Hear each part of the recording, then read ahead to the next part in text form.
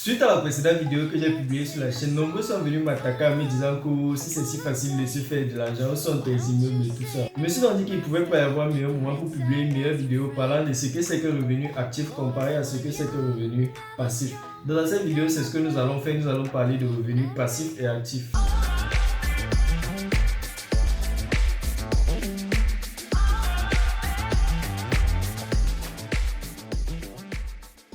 Salut à toi et bienvenue dans cette nouvelle vidéo. Tu l'as certainement compris à l'intro. Aujourd'hui, nous allons parler de revenus passifs et de revenus actifs. Mais avant de commencer, si tu n'es pas encore abonné à la chaîne, je t'invite bien évidemment à le faire en cliquant sur le gros bouton rouge qui apparaît en bas de la vidéo à ta droite. Et après cela, n'oublie surtout pas de cliquer sur la cloche de notification qui apparaît juste à côté pour ne manquer aucune des prochaines vidéos qui sortiront très prochainement sur la chaîne. Donc, pour ceux qui sont sur la chaîne depuis il y a quelques jours de cela, j'ai publié une vidéo sur UHRS. Comment travailler en ligne pour se faire de l'argent. Je parlais des sommes comme 10 000 francs par jour. Et beaucoup se sont dit, oh, 10 000 par jour. Et donc, où sont tes immeubles et tout ça. Et donc, déjà, en fait, je l'avais dit en début de la vidéo précédente, je l'avais très bien expliqué dans cette vidéo-là. Ces 10 000 francs par jour-là, ce n'est déjà pas de l'argent facile que tu te fais en claquant simplement des doigts. Et puis 10 000 rentre dans ton compte aussi facilement que cela. C'est 10 000 que tu travailles comme un employé de bureau, en fait. Donc tu dois travailler avec beaucoup d'attention et être énormément concentré pour te faire ces 10 000 là. C'est pas un argent facile que tu vas te faire en claquant des doigts. C'est un scam où tu vas cliquer en haut, en bas, à droite, à gauche et puis bam, tu te fais 10 000. Tu dois être très concentré, tu vas faire des recherches avant de venir faire le travail qu'on te demande de faire en fait. Donc mais ce n'est pas vraiment le thème de la vidéo d'aujourd'hui. On avait dit que dans la vidéo d'aujourd'hui, j'allais vous présenter ce que c'est que revenu actif comparé à ce que c'est que revenu passif. Donc on va commencer par le revenu actif. C'est quoi un revenu actif? Le revenu actif, c'est tout simplement le revenu que tu gagnes au fur et à mesure des efforts que tu mets. C'est-à-dire que tu impliques ton temps pour être payé en retour. C'est par exemple le cas lorsque tu te lèves pour aller travailler pour quelqu'un. Tu travailles à longueur de journée et te payes en fonction des efforts que tu as mis dans son travail. C'est-à-dire que tu peux être un employé de bureau et tu travailles tous les jours de 9 à 5 et puis tu as à la fin un salaire de 100 000, 200 000, 300 000. Ça, c'est un revenu actif. Tu es payé pour avoir échangé de ton temps.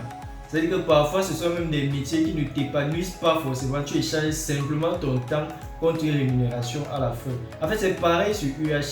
C'est-à-dire que tu vas venir t'asseoir, tu vas faire des tâches, tu vas échanger ton temps contre de l'argent. C'est-à-dire que plus quelqu'un met du temps dans l'application, plus il aura de revenus.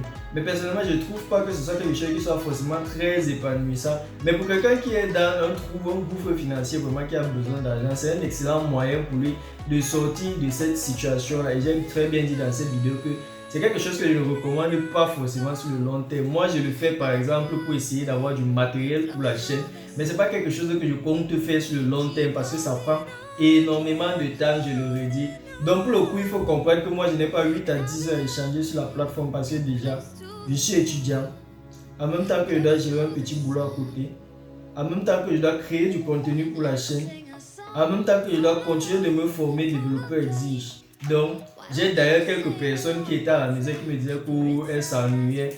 Donc, quelqu'un s'ennuie, regarde Netflix toute la journée. Donc, ça par exemple, c'est un excellent moyen pour lui d'échanger son temps contre un petit revenu. Donc, en gros, c'est un peu de ça dont on parle lorsqu'on parle de revenus actifs. Ça veut dire que tu mets des efforts et tu es rémunéré selon les efforts que tu mets. Donc, le problème des revenus actifs, c'est quoi? Ça veut dire qu'en y allant de tout ton temps, en fait, tu peux te faire 10 000 par jour. Une autre personne qui va mettre encore beaucoup plus de temps que toi, il ne va pas dormir, il ne va pas sortir, il ne va pas s'arrêter pour manger et tout ça là. Donc il met beaucoup plus de temps que toi, il va certainement se faire beaucoup plus d'argent, mais tu te rends compte qu'à un moment, il y a une limite. Si c'est qu'il échange juste son temps contre de l'argent, à un moment, il y a une limite à combien il peut se faire. Il a un nombre limité d'heures dans la journée en fait. Donc ça limite les chiffres qu'il peut se faire en échangeant son propre temps. Donc comment aller briser ce plafond d'heures que tu as dans la journée là pour te faire énormément de revenus et devenir financièrement indépendant? C'est donc là qu'entrent en jeu les notions de levier et de revenus passifs. C'est-à-dire que toi tu n'as que 24 heures dans la journée. Mais avec un peu de compétences et de leadership, tu es capable d'utiliser le temps des autres pour propulser en fait ton affaire à un tout autre niveau. C'est ce que font les entrepreneurs et les chefs d'entreprise en fait. C'est-à-dire qu'avec ces 24 heures, il ne peut pas faire tout ce qu'il y a à faire dans une entreprise dans la journée, tu vois. Donc, il a plusieurs employés, 10, 15, 20, 50, 100, 1000, selon la taille de l'entreprise en fait. Et ce qu'il fait, c'est qu'il délègue. Ça veut dire que dans son entreprise, 24 heures ne suffisent pas pour faire de son entreprise une multinationale en fait. Ça veut dire quoi? il a besoin de 1000 heures de travail par jour, il a besoin de 10 000 heures de travail par jour pour son entreprise. C'est-à-dire que pour obtenir ces heures de travail-là, qu'est-ce qu'il fait? Il prend le temps des autres. Donc s'il a besoin de 1000 heures de travail dans la journée pour que son entreprise vale 1 milliard de dollars, lui il n'a que 24 heures. Il ne peut certainement pas faire 1000 heures de travail dans la journée. C'est-à-dire qu'il doit aller chercher quoi? Au moins 50 employés pour venir travailler pour lui. Et 50 employés mettent 1000 heures de travail dans son entreprise, ça crée 1000 heures de valeur pour son entreprise. Et en fait, c'est comme ça que son entreprise gagne en valeur de façon exponentielle pour atteindre une valorisation folle. Donc, et maintenant, on va parler de revenus passifs. Donc, c'est quoi le revenu passif? Un revenu passif, c'est tout simplement un revenu que tu gagnes sans avoir à mettre activement ton temps dans l'affaire. C'est certainement l'une des sources de revenus les plus difficiles à se construire. Contrairement au revenu actif, il suffit que tu trouves un travail à faire et tu viens, tu le fais, tu échanges ton temps et puis on te paye et c'est tout. Tu reçois ta paye, tu vas en faire ce que tu veux. Le revenu passif par contre, c'est un revenu qui se construit souvent sur de longues durées, tu vois. Ça veut dire que c'est un revenu qui est plus difficile à construire. Souvent, tu le construis à la sueur de ton front, à tes risques. C'est-à-dire que tu n'as aucune garantie qu'à la fin, ça va même te payer. Donc, c'est un revenu très dangereux à construire parce que tu mets beaucoup d'efforts, tu mets de l'argent. Tu investis énormément, mais tu n'es pas sûr qu'à la fin, ça va payer. Mais si à la fin, ça paye, c'est bien évidemment toi qui gagnes. Donc, en exemple de revenu passif, je vais parler de quoi? C'est-à-dire que, en revenu passif, par exemple, tu peux écrire un très très bon livre. Quand tu écris un livre, par exemple, tu le mets juste en vente. Et puis quoi? C'est tout, tu as écrit le livre, tu n'as plus besoin de venir investir ton temps encore. Quand tu as écrit le livre, si le livre il est bon, les gens vont l'acheter. S'il est très très bon, on va l'acheter sur des années et des années et des années. Tu vois que tu as écrit un livre une fois et puis tu es resté tranquille. Et aujourd'hui, l'argent du livre ne fait qu'entrer dans tes poches. L'argent du livre ne fait qu'entrer dans tes poches, tu vois. Tu as écrit un bon livre, un best-seller. Aujourd'hui, tu ne fais que manger son argent en mode passif. Tu n'as pas eu besoin d'écrire un nouveau livre à chaque fois. Donc, c'est en fait ça un peu la notion de revenu passif.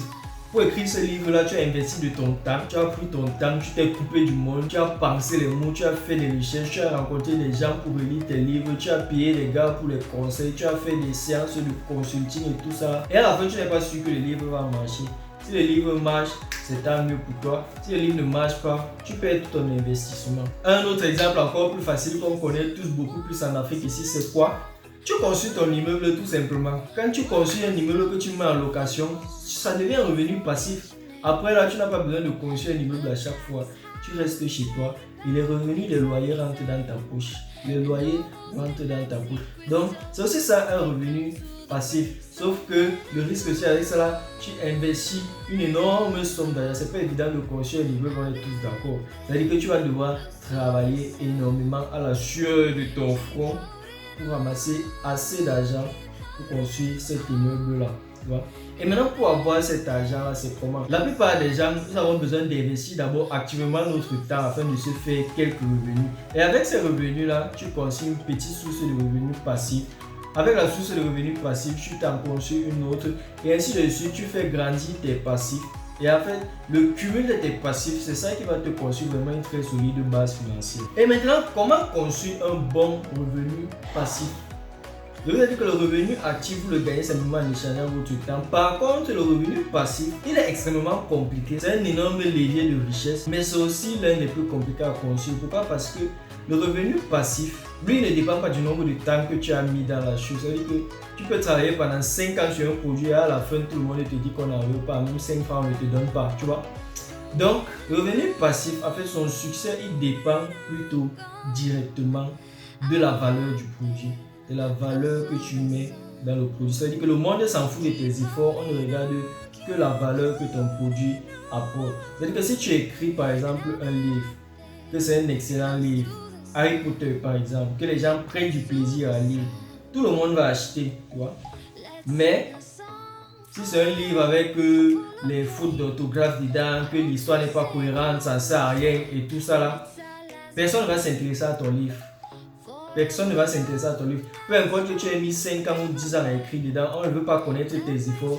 Personne ne va acheter ton livre. Personne ne va demander qu'il a mis combien d'années pour écrire. Bon, on achète par pitié. Il est malade et tout ça, on va acheter par pitié. On ne veut pas savoir, il n'y a aucune valeur dans ce livre-là. Personne ne va s'intéresser au livre.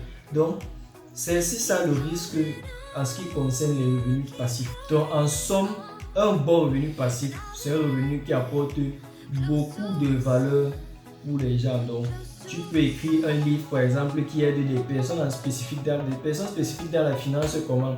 Par exemple, tu peux écrire un livre qui aide des entrepreneurs à mieux gérer leurs finances. Tu apportes de la valeur pour eux et puis ils vont acheter ton livre pour gagner en compétences, tu vois.